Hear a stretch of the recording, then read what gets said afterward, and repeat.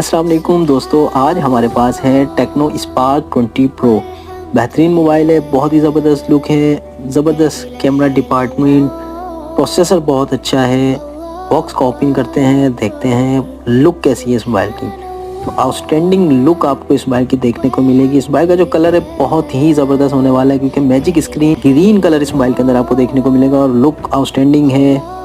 Type सी Jack के साथ आता है ये मोबाइल। डिस्प्ले बहुत अच्छा है और कलर बहुत ही पसंद आया मुझे। ये मैजिक स्किन ग्रीन कलर आपको देखने को मिल रहा है। कैमरा डिपार्टमेंट हर लिहाज से बहुत ही ज़बरदस्त मोबाइल होने वाला है।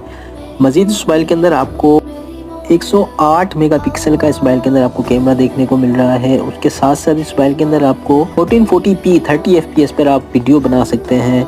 डिस्प्ले बहुत ज़बरदस्त है, 6.78 इंचज़ का IPS डिस्प्ले इस मोबाइल के अंदर, जो कि 120 हर्ट्ज़ रिफ्रेश रेट के साथ है। चलने में बहुत स्मूथ है। प्रोसेसर की